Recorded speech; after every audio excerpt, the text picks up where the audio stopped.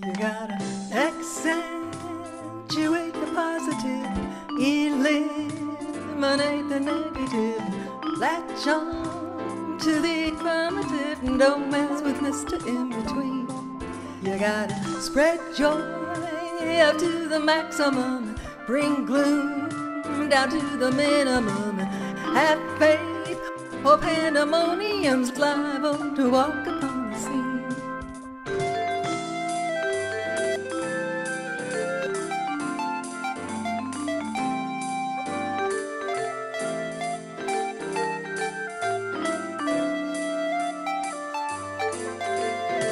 Accentuate the positive and eliminate the negative, and latch on to the affirmative, and don't mess with Mr. In Between.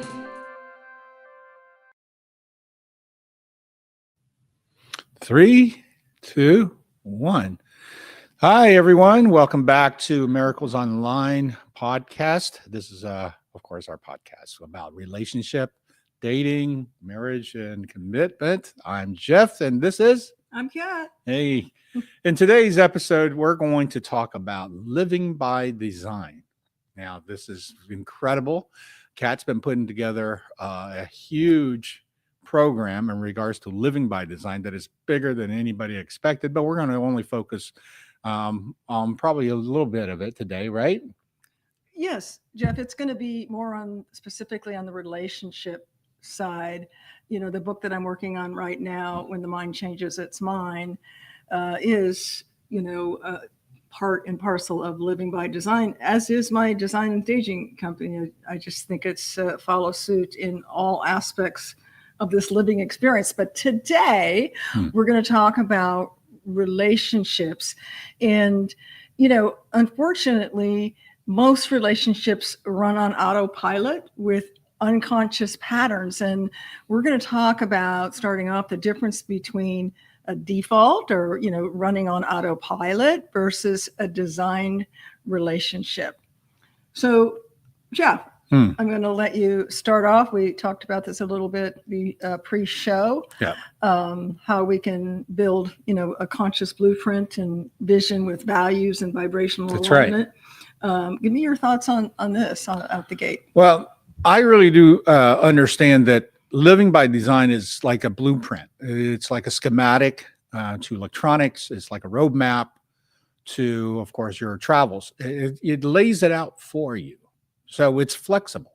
So that's the number one key thing, is that living by design, you have to have components that fits your lifestyle and how you work. So there's more than one route. When you say schematic, there's more than one way to get to that place, but we need to be intentional. Well, schematic basically tells you how things are, let's say in the electronic world, right? If we opened up let's say an amplifier and we look inside, the only way to really understand how the thing was designed is to have a schematic and to be able to fix plan. It. Yes, it's a plan, but in details of why and hows and what the currents and so forth. So let's look at it this way. If we were to do a living by design, the couple of things you would look at is, okay, how am I doing this? How is my relationship currently? And what are we doing about to design this next level? And, so like, and maybe, no, go ahead. Oh, I was going to say, so the first thing is, okay, do we have a plan? Key. Yeah. Do you have it? And it's never, that's perfect, Jeff, because what I was going to say is, don't feel if you don't have a plan right now, gosh, I'm living day to day, moment to moment. Yeah. It's never too late to have a plan. We tell our staging clients that, and design clients, it's never too late to design by intention, whether it's your interior space, your head space, or your relationship. Sure, it's great to have it from the onset, but it's never too late. No, it's never too late. And the truth of the matter is, I believe this, the sooner you can design this, the sooner you can put it into play, implement it into your daily, the quicker you can then start to understand it and start to refine it to work better. Like everything else in life, you have to think about it as, hey, I got this going on. I can polish this just a little bit better. I can make this a little bit more shinier. I can make this a little bit more efficient. I can make this work a little bit more streamlined. So you want to understand those kind of things. Okay, so let's start with one. Is living by design something that we are doing? Let's say dietary. Okay, are we getting up and are we fueling our bodies? Are we having good nutrition? Are we having breakfast? Are we having eggs? Are you still pouring in that box of Cocoa Pebbles or Corn Pops, right? Yeah, because the fact remains is, how are you going to contribute into your life and your relationship the fullest if you're waking up eating tons of sugar and then having a headache by 10 o'clock, and now you're fueling yourself with coffee. And then what happens is that you start to get irritable around 11:30 because all this stuff is coming crashing down on you. And now your nerve seems to be frazzled, right? And all of a sudden you're short and curt, right? Sugar crash. Yeah, well, you're not quite sure that you're behaving this way because to you, this is normal, all right? Think about that. To you, it's normal, and how they're perceived to others may be something entirely different. And I say this from experience because I know I was a guy that was designing websites as a webmaster back in 1996, 97, 98. And I worked for a very nice company, but I worked so much on coding that I sat up and drank 2 pots of coffee a day when I got to the office. So my focus and my blinders are on. And if I was talking to somebody, usually wasn't pleasant because I'm so dialed in and focused. So if you're in a relationship, right? As a geeked, yeah. Well, I was beyond geeked at 2 pots of coffee. I mean, to be fair, it was very fortunate that because I was the webmaster, I was the only one in my cube doing this, that everybody kind of understood when I'm in my focus point in my zone. I'm not going to exactly be the chummy chum on talking with you. Yeah, it sure was, wasn't And it? I'd like to interject here, if I may, Jeff. Some people might be saying, well, what the heck does eating Cocoa Puffs, or, maybe I worked, many of you know, I started my sales career. I worked for Fortune 100 companies in Yellow Page advertising. And we had an area manager who started off his morning with I don't know if they still make them, but a big gulp. Oh, yeah. People love big gulps. That's like a year's worth of sugar the average person consumes. Maybe less now because there's so much hidden sugar. Right. But wow, what does that do to your performance, to your crashing midday, et cetera? And so, we're spending some time here on, I call it the MBS, mind, body, spirit. Yes. That you've got to take care of this temple, this body, and be intentional on what you put in it if you want it to perform, because it regulates hormones, it regulates moods, it regulates athleticism, it regulates sleep, it regulates so much. Yeah. And we're not preaching from someone who's sitting up on an ivory healthy tower, because I was a sugaraholic. I spent decades recreational drinking alcohol. We both, even in the going on 27 years marriage, went through ebbs and flows of not being really conscious of what was in what we were eating. Oh, sure. Tell the story about taking our 13, almost 14-year-old granddaughter, Elizabeth, shopping with you, and teaching her about labels. In the comment that she said when he was trying to show her, is it sorbate or no, we were doing hot dogs. Hot dogs. Yeah, we did a traditional first time, 25 years traditional for 4th of July. Right. Share that. So we wanted to do it all American 4th of July type right. of apple pie, food. Homemade. Yeah. So we were looking at doing chili dogs and hot dogs, and well, I'm very conscious now in regards to nitrates in those kind of meat products.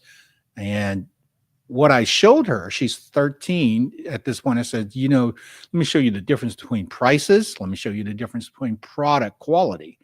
And when I pulled up regular dogs, I mean, there was nitrate all through. Yep. Very few ingredients and so forth. And they don't really spell out what kind of meat it's in a hot dog, right? So No, that's a that whole was nother episode. interesting itself. What meat is in hot But hot it dogs. definitely went right to see how this organic, non-hormone, non-antibiotic dog has no nitrates in it, and see how they season it and what's all in it. Then I showed her the other, basically entire wall of dogs, bacons, and whatnots of what they have in their ingredients, and every one of them have nitrates. And her epiphany was, wow, a lot of people don't read labels, do they? I was like blown away when he relayed that to me. Yeah. Because it was what a truism. Yeah. And how did she come to that? Probably because she notices that most people are they're not intentional. Maybe they haven't been educated. Maybe they're not aware. Maybe some. A lot of people I've heard and read comments that, well, I have to eat fast food and junk because I can't afford fresh. Well, there are ways of getting fresh. Oh, there's 50 million ways to do this. There are ways of getting fresh. I know I exaggerate that number, but yeah. No, here's the key component to living by design. Number one, it goes back to, if you're eating healthier, you feel better. If you feel better, you're going to contribute better. Absolutely. You're going to participate better. You're going to be clearer in thinking. Now, the other aspect of it is to be in a great relationship. What do? You influence each other. You inspire each other. So these are huge keys that you can do from, number one, your dietary. Hey, let's go eat lunch together. Now you're going to spend time. So what are you going to eat at lunch? Oh, we got half an hour. So I'm going to eat a nice salad and soup, maybe half a sandwich or something. Or are we going to go through McDonald's and order 6 pieces of McNuggets, large fries, shake, and that pie that burns the top of your mouth? Are we doing that? Because realistically, by 1 o'clock, by eating that, you're going to be going. And by the way, what is in a McNugget? It's some kind of McDonald's. It's McChicken. It's like McChicken. But I mean, look, I'm not telling you what to do. I'm telling you how to do. That's the key. We have choices, and it can start small. Well, it has to start somewhere. Yeah. But, this whole podcast is about how to create greatness in your life, of the relationships, the commitments. And if you're married, how to have a fantastic marriage. And to share what we've learned. Are we perfect? Yeah. Absolutely not. We learn and grow every day. And it is our hope to take what we have learned, on these decades on the planet and decades being married, to share with someone who has a need to know and who's ready to grow and maybe hasn't been exposed. Because that's a lot of it, is people just aren't exposed. They go on autopilot, and develop unconscious patterns because that's just what they've always done. That's right. And if you're not having the greatest relationship, health, sleep patterns, sex, enjoyment, joy, all of those things, maybe you need to look at doing something different. Because again, if you keep doing the same thing and expect a different result, they call that insanity. Crazy. Nobody wants to be in that bucket of insanity. So do something different. Yeah. Do something different. Let me take this into the next bucket. Let's say you're dating. You're now going out there and put yourself on the market. Right. You met someone from following the Miracles Online book online. Yep. Someone that has your values and principles, and hot. That's right. And you're getting to know this person, and they're telling you all this great stuff.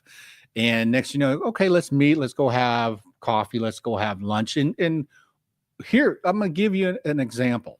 If we're going to lunch and we're meeting somebody, and that person is ordering, cakes and fried and just tons of food that it's just not going to feel so good. Do that on a first date. Well, you don't Even know if that's how they ate. The point why I'm bringing that up is this is going to open up okay, are we compatible? Sure. Are we on the same wavelength yet? I'm eating clean. I'm having, fresh, wild caught salmon. I'm having a side salad. Sure. Yeah. And I believe, hopefully you've had a couple in-depth conversations before you met for coffee. If you've listened to our podcast, that I don't suggest that you have endless text before you meet someone. Although I'm super excited to hear about one of the ladies that helps beautify me. She's having a date at a museum this weekend. And so far it's just been texts. And so I'm super excited to see how it goes. But the idea that they're going to a museum, Yeah. and she appreciates the arts, and so does he. I'm super, super excited. Yeah. And she's one that's read my book, changed her profile to Yeah. attract a more in-line individual, et cetera. That's so right. I'm super excited to hear about that. But yes, hopefully you would have, if that's important to you, and it should be, if it's not now, maybe as your eyes open, it will be, that you talk about things that affect the mind, body, and spirit. Right. Because, those are things that we all are. Yeah. We're all spirit, we're all mind, and we have this body in this carbon form to navigate our spirit while we're on this planet. So hopefully whatever your values and thoughts are on that you have had some sort of a brief conversation on that to let the other individual know where you sit on that. And also, here's the part about paying attention, right? We had a great conversation, and now we're on our date. And she's healthy, she trains. And when I see her, she didn't look like she trained at all. Okay, well, that's okay. But then now I'm sitting there, it's really lightweight. and now she's eating stuff that I know is not very healthy. And when I start saying, hey, that's a lot of sugar you're putting into your coffee. Oh, yeah, I only do this, on Mondays. Oh, well, it's like, wow, you can eat all that. Would you really say that on a first date? If I'm let's just say this, me and you spend all that time on the phone. Right. Okay. If I showed up and you start to be exactly what you told me you were not. The opposite. Sure. That's going to raise a flag on me. Sure. Like, for instance, oh yeah, I train 5 days a week and I'm taking my fitness very serious and I eat very healthy and very clean. The first thing I order is onion rings. Okay. Then, but let's say 2-3 dates later, I'm seeing a pattern, which is, oh yeah, I only do this. Oh, well, I don't normally do this, but I only do this in front of you. No. Sure. You want to look at patterns. Yes. Now, very You want shortly to after see we this. were married, I made him a homemade lemon meringue pie. I didn't have stevia or monk fruit back then. We didn't. I don't think we knew it. They didn't have it. I don't think. However, do you want to finish the story? Okay, so we had 2 pieces of pie. We took one pie and took 2 spoons. She had half and I had half. Of an entire pie. Yeah, so that's 2 pieces of pie. And you know what? 2 pieces? I'm going to tell you, folks, I will do that today still, but I'm not eating a store-bought pie. We're making a homemade pie with organic flours, and we're making it with, stevia sweetener and natural lemon zest. No processed food whatsoever. Now, when Kat made this, the only pie she ever made for me, the whole entire time. Yeah. Serious? Truthfully. So with that, it was so good. It was great because it was, well, you can it was fresh imagine lemons. I didn't want us eating an entire pie again. No, but it was fresh lemons. And the key thing was, that was your favorite pie. I wanted to make your favorite it pie. was fantastic. Trying to make a good impression. Right. Our first She was making, time together. and then after she's like, I already got it. What the heck? Right. Here's one pie to show you my potential. There's my potential. I can make pie. Right. Now you get in let's see if you can go in the kitchen and re-engineer it for all of us. Off I went. Right. No, but the all joking aside, let's really look at living by design is something that's going to help you to have boundaries. Okay. It's going to help you to have a plan, a schematic of ways that you would like how your life is going to go forward, how to proceed, how to face certain things, how to deal with forks in a road, if there's ever forks. And what's really funny is because we live by design and we have a certain things. I mean, there's frequencies in my house that's constantly vibrating in a positiveness. There's lighting. Our house is very well lit, so we don't hide ourselves in this so-called decrepit darkness. Let's talk about that a little bit, because you mentioned that briefly pre-show, Jeff, and that really warms my heart that means a lot to you, and setting the environment for our love connection and opening the environment for our love connection. One of the things that we did by intention during the pandemic, we were in the middle of a renovation renovating our home, we hadn't actually planned on the budget that we spent for lighting, but we had a good friend of Jeff's who came, and I think we put in over, between the garage and the house, 100 can lights. And we live in a house that is surrounded by trees, very blessed with that, but it keeps it dark. That and the trajectory of the way the house sits. That's right. Front and back. Yeah. One thing that I didn't know about back when we picked this house 20 plus years ago is to think about, where does the sun go up, where does it go down, et cetera. So we're blessed with it staying cool because of that. But the downside of that is very dark. Yes. So we added can lights to illuminate our living spaces with dimmers that, to me, and I know it has for Jeff as well, made such an incredible difference of how we feel Sure. In the space. Yeah. So, living by design, if your home is cluttered, unkempt, things all out all the time, and there's never breathing space within your sanctuary of space, that could be preventing you from being and feeling connected with one another. I have a habit of my desk, everything's out when I'm working, but I can't keep it very long that way, because a cluttered desk is a cluttered mind for me. A cluttered house is a cluttered mind for me. So I have to be very intentional about putting things away immediately, et cetera, so that it's not a huge undertaking, all of a sudden, because if not, I would be stagnating the lines of our connectivity. That's right. So, I was really glad that you brought that up. So Jeff, let me ask you this. Let's talk about some simple tools. Okay. That one I just mentioned, is, let's say you live in a 2-story home, and you're constantly, we've had a 2-story home, wanted one for the longest time, was over it after I had a 2-story, because every time I was upstairs, everything was down. When I was down, everything was up. It was just a lot of stepping and a lot of stuff to take up and down and up and down. But one kind of easy fix for that is to keep a nice woven basket or something at the bottom of the stairs and put the stuff in there. And then when you make one trip, take it up. It's the same thing for down. An easy step for, decluttering. Bring paper in. Immediately get rid of the junk mail. Throw it away and take care of the mail. Those are things that everyday messes that can really pile up if you don't have a system for that. So besides that, Jeff, is there any efforts? I know you don't like the word rituals, but let's say any efforts to create the language of love or connection habits. I like that term, connection habits. Well, for us. The reason why I don't want to use the word ritual, because I think that's really limiting and it kind of gives the wrong paradigm in regards to what you would do.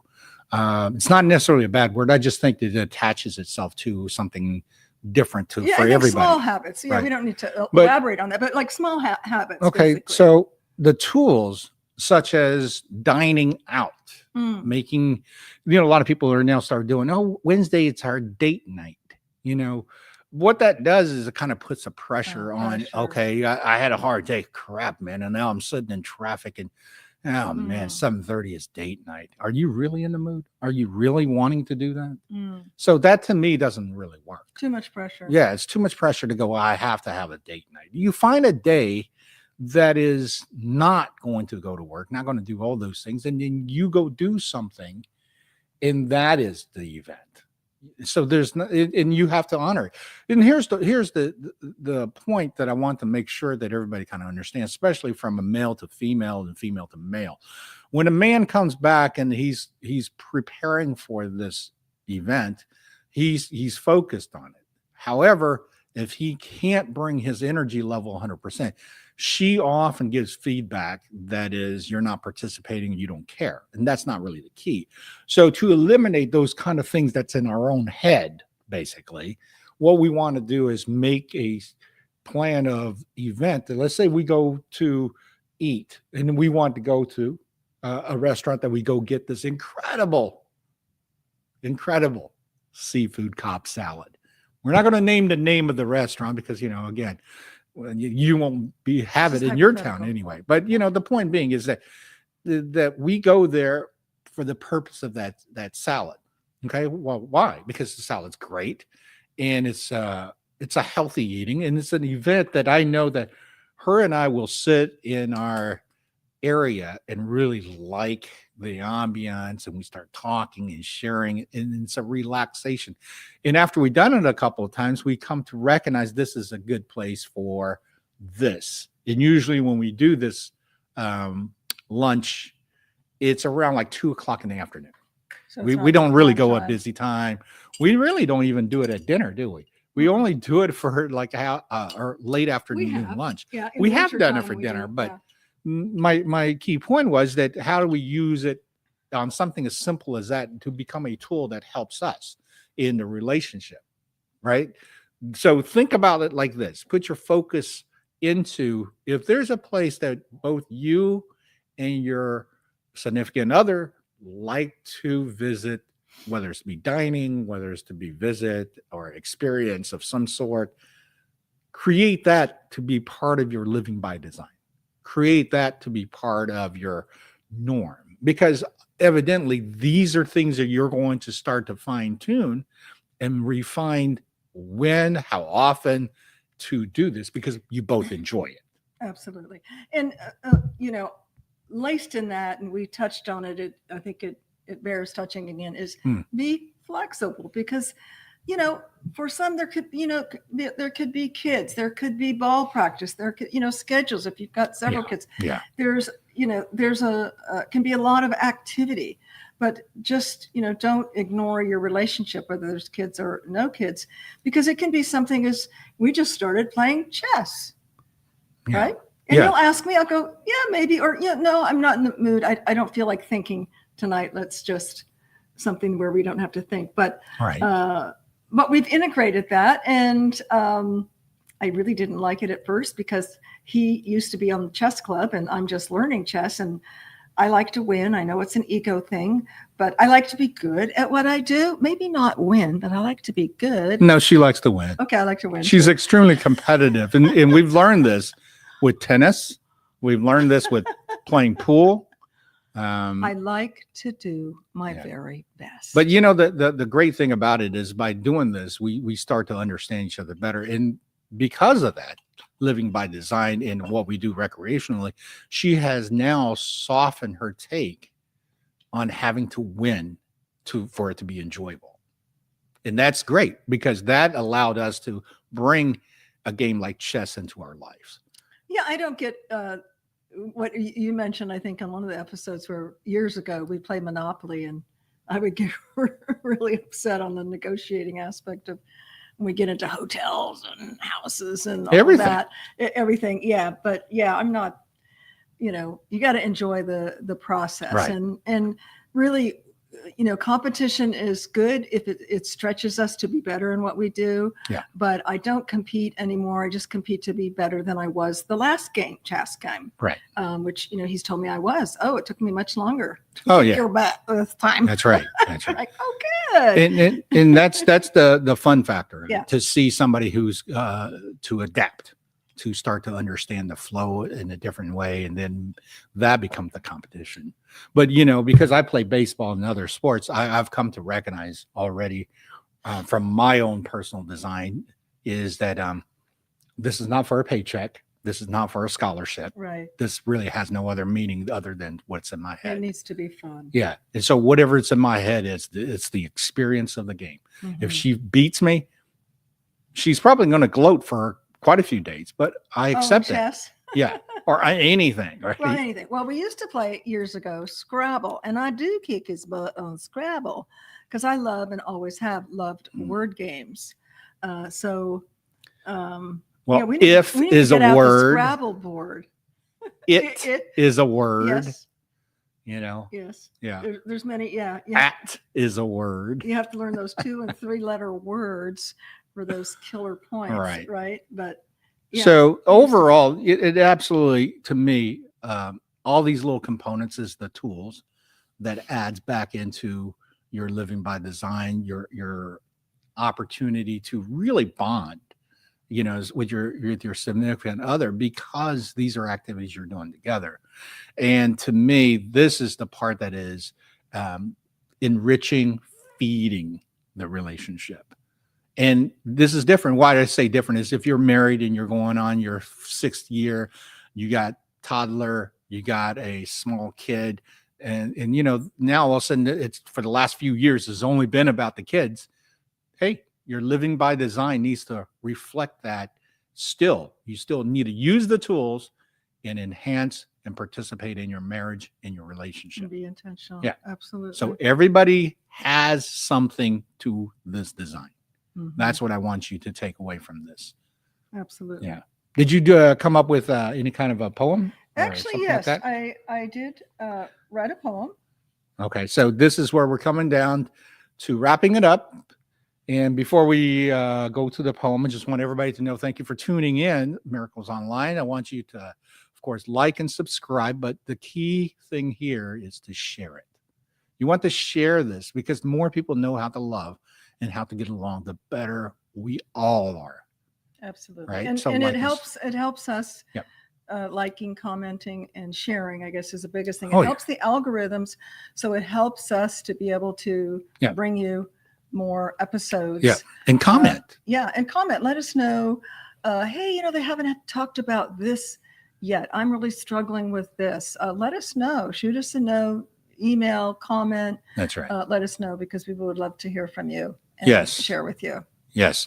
And of course, if you want to get back in the dating world and you're single, Miracles Online book on You Publishing, right here, online, written by my beautiful, lovely little bear, right? And I actually was able to put a chapter in there telling my part of that story too. So I get to be part of the Miracles Online. Well, you were my Miracle Online. That's right. So yeah. And this is where we want to bring that kind of love to the world. And we hope you have your Miracles Online. And with that, let's hear your poem. Okay. So this is a poem that I envision it, and I'm going to print it out to remind me to read it to you, my love. All right. My love, let's not love by default. Let's choose design. Let's not fall into patterns we never agreed to, but rise into a rhythm that we've both written. A love not stumbled into, but sculpted. What if our relationship was a home we built, not a house that we happened upon? What if love was more than a feeling, but a blueprint of shared vision, a meeting place of values and vibration, of sacred structure and intuitive flow? Let's create effort and love habits instead of routines on autopilot. Let's redefine love language with intention, with Sunday check-ins, with super salads, with forehead kisses, and unspoken yeses in each other's eyes. Let's co-author our connection with presence, passion, and peace. Let's be architects of the kind of love that you don't need to escape from, but lovingly run towards. By design, by grace, by choice, always your little bear. Oh. And you can take this and do always and put your name there. That's right. And write that for your significant other. Yeah. And with that, thank you so much for that lovely poem. I feel blessed and loved. My Miracle Online, I hope you find your love, true love. If you already found your true love, I hope you stay hot, lit, and burning with passion. And with that. Oh, we need to do an episode on that. Yeah. Hot, lit, and burning with passion.